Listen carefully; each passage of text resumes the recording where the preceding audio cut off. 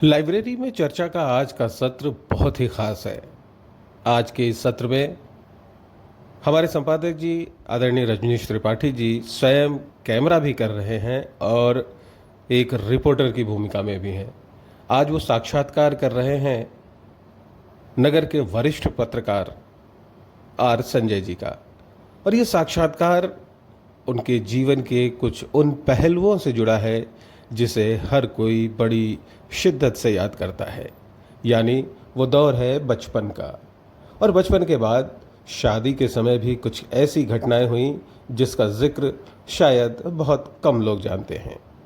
तो लाइब्रेरी में चर्चा के दौरान आज के इस सत्र में हम लोग ऐसे एक दिव्य साक्षात्कार से परिचित होने वाले हैं जिसका मंत्र हम सब के लिए बहुत काम का होने वाला है। तो आइए चलते हैं, हम सब बातचीत में शामिल होते हैं और सुनते हैं कैसे पॉपिंस ने संजय जी को पिता से विशिष्ट प्रसाद प्राप्त कराया था। पॉपिंस, पिता और प्रसाद। आइए इस सत्र की इस चर्चा को हम आगे बढ़ाते हैं और सुनते हैं यह विशेष साक्षात्कार, देखते हैं, समझते हैं आर संजय जी के मनोभावों को। तो देर किस बात की। और हाँ, यदि आपने लाइब्रेरी में चर्चा चैनल को सब्सक्राइब नहीं किया है तो तुरंत सब्सक्राइब करें, लाइक करें और हमारे वीडियोस पे कमेंट करके अपनी राय जरूर जरूर जरूर बताएं। रविकर दुबे जी, कृपया ये बताएं कि आज पुस्तकालय में इतनी खामोशी क्यों है? इतने सारे लोग बैठे हैं और बावजूद इसके इतना शांत वातावरण है, इसका क्या सबब है? सर, अभी तो रोज की भांति जैसे हम लोग किसी एक शब्द पे चर्चा करते हैं, उस पर चर्चा होगी, उसके पहले लोग अध्ययन कर रहे हैं। अभी कुछ लोग किसी टॉपिक पे बात कर रहे थे, ना ही कुछ लोग अपनी अपनी जानकारियाँ इकट्ठी कर रहे हैं। तो लोग चाह रहे हैं कि इससे करेंगे, फिर हम लोग का जो समापन होता है वो शब्द पर्टिकुलर एक शब्द को लेकर के ही हम लोग उसका समापन करते हैं। तो अभी 5 मिनट के अंदर में हम लोग शुरू कर देंगे। अच्छा, मतलब ये विषय अभी उपस्थित होगा जी। देखिए, पहली बार ये राजा राम संजय जी यहाँ दिख रहे हैं, इनको कुछ तो लग रहा है, महसूस हो रहा है। संजय जी, आपकी कुछ इस पर प्रतिक्रिया? इस पुस्तकालय में बैठकर चाय आदि पीने के बाद आप कुछ व्यक्त करना चाहें तो? ये अच्छा है, किताबें तो बढ़िया बढ़िया हैं, लेकिन क्योंकि आजकल समय इतना जल्दी भागता है तो उसी समय के का लिहाज करते हुए किताबों के पन्ने भी जल्दी जल्दी पलटे जाते हैं। शीर्षक देख करके ही आदमी समझने की कोशिश करता है कि क्या लिखा गया होगा। चूँकि हम लोग पत्रकारिता से जुड़े हुए हैं, इसलिए बहुत कुछ चीज़ें शीर्षक देख करके समझ जाते हैं पढ़ने लायक है कि नहीं। नहीं, इतने अनुशासित आप बचपन से हैं कि आज किसी वजह से? अनुशासित तो मैं कभी भी नहीं रहा, आज भी नहीं हूँ। लेकिन आपकी भाव भंगिमाएँ और आपका जो पुस्तकों के प्रति जो अनुराग दिख रहा है, उससे ऐसा प्रतीत होता है कि आप बचपन से बड़े गंभीर प्राणी रहे हैं। यद्यपि आपके मित्र इसका पुरजोर खंडन करते हैं, लेकिन मुझे ऐसा एहसास हो रहा है कम से कम आज आपका जो ये आचरण, कार्य व्यवहार देख के, कि आप सचमुच बचपन से ही ऐसे ही रहे होंगे। यद्यपि आपके चेहरे पर झुर्रियाँ साफ दिख रही हैं और ललाट पर ये जो रेखाएं उभर आई हैं, भाग्य रेखाएं, मैंने जो आपके ज्ञान की चुगली कर रही हैं, वो सब बताती कि आप ठीक आदमी हैं।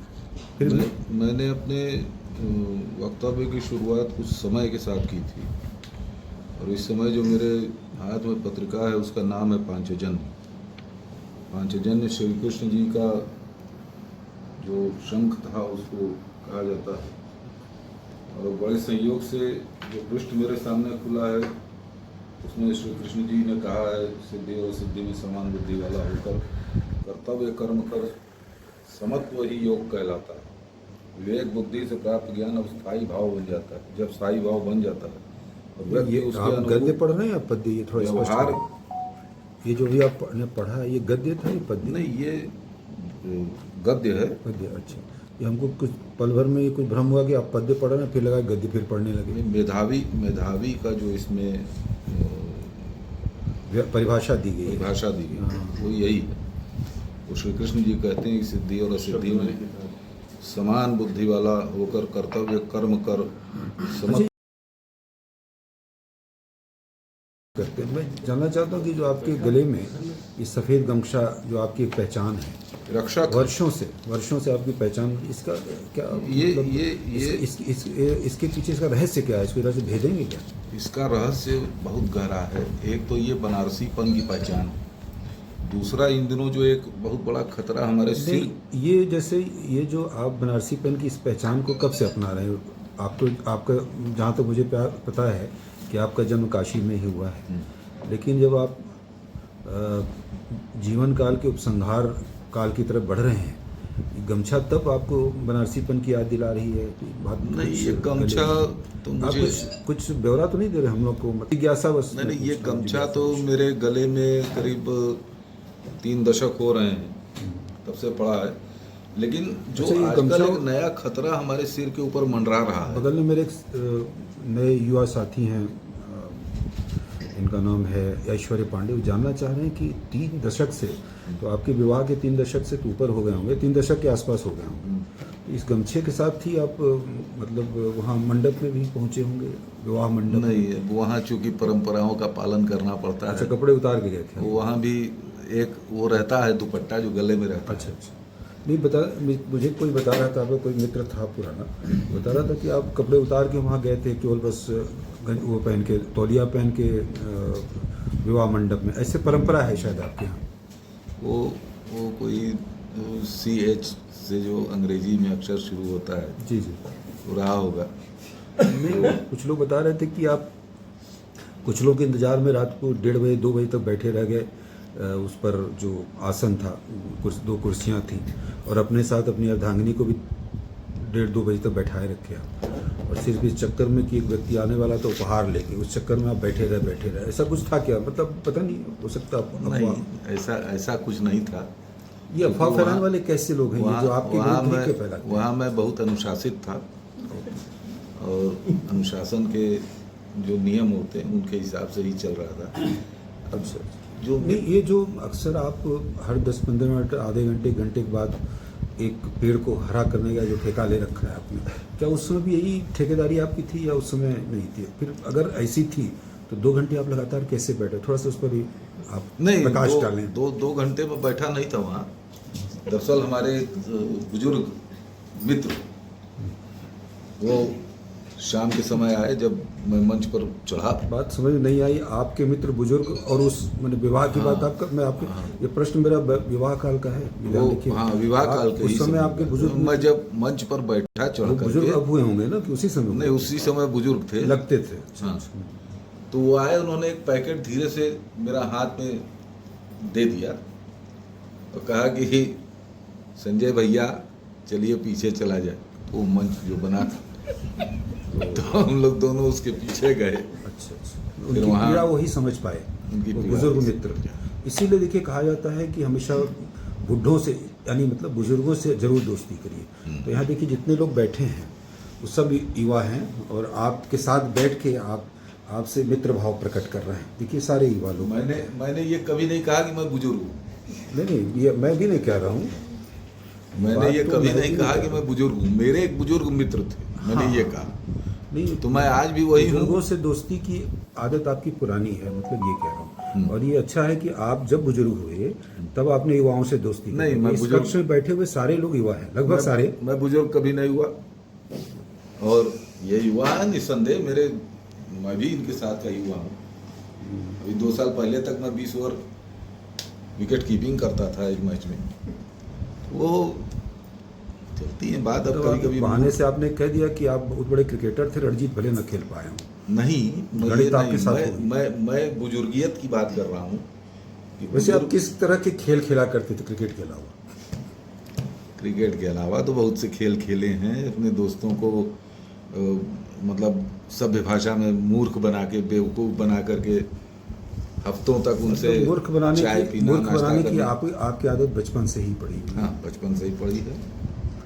तो ये जो मूर्ख बनाने की आदत कभी घर में आपने अपनाई हो और आपकी भरपूर जो है आपको प्रसाद प्राप्त हो, कोई ऐसा खास अगर संस्मरण आपके जहन में हो तो कृपया बताएं। वहाँ तो हिम्मत ही नहीं पड़ी। नहीं मतलब जैसे ये जो हमारे युवा साथी खासकर जो नए उम्र के बच्चे हैं, ये जानना चाहते हैं कि आप बचपन में कितनी बार पीटे और किस तरह से पीटे और कौन सी चीज़ों से पीटे। एक पिटाई का बड़ा दिलचस्प किस्सा अरे कि छुट्टियां चल रही थी गर्मी की और स्कूल खुलने में कुछ समय बचा हुआ था।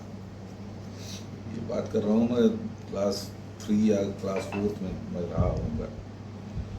तो हमारे बड़े भाई साहब थे, वो हमसे 5 साल बड़े हैं। तो छुट्टियों में हम लोग सब प्लान करते थे कि आज क्या करना है, कहीं गेंदड़ी खेलना है, कहीं टिटुप्पा खेलना है, कहीं चियाँ खेलना है, गोली खेलना है।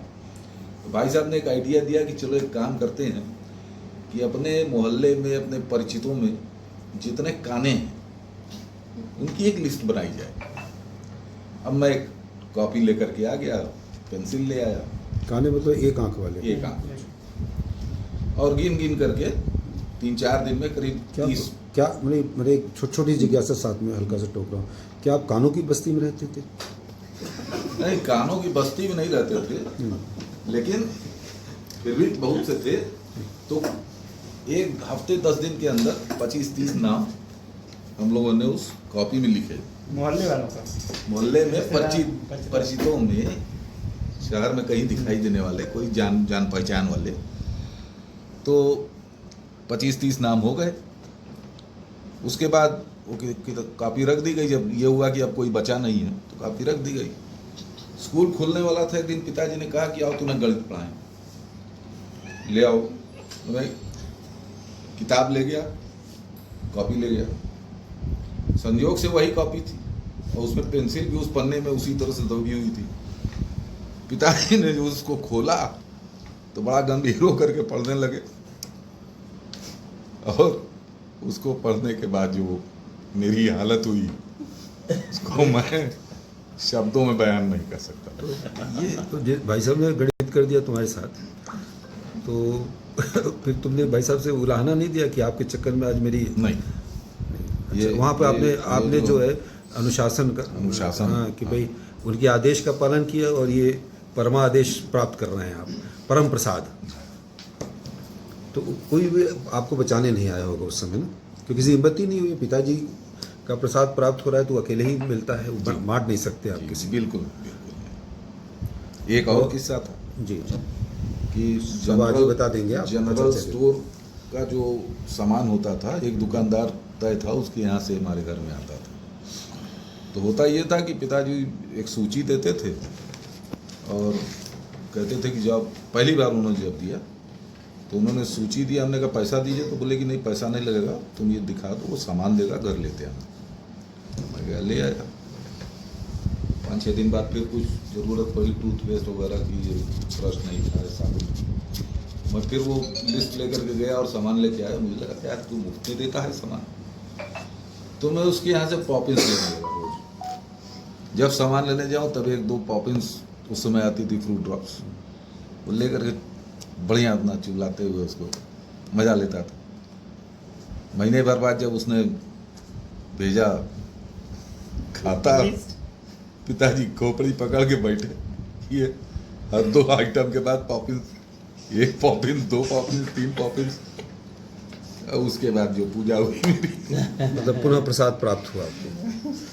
भ्रम में पड़ गए थे सर कि फ्री मिलता है। जी फ्री चक्कर मार रहे हैं। संजय जी, आपसे बात करके हम लोगों को बहुत अच्छा लगा। मुझे खास तौर से आपने जीवन के और बचपन के उन पहलुओं से हम लोगों को अवगत कराया जिससे हम लोग अनजान थे। यद्यपि आपके पास ढेरों संस्मरण है, लेकिन हमारे पास समय कम है। तो अब समय कम है और हम लोग को बाकी काम भी करना है, तो अब आपको इससे ज़्यादा मैं अवसर दे नहीं सकता हूँ। इस रोचक बातचीत के अंत में ठहाके भी लगे।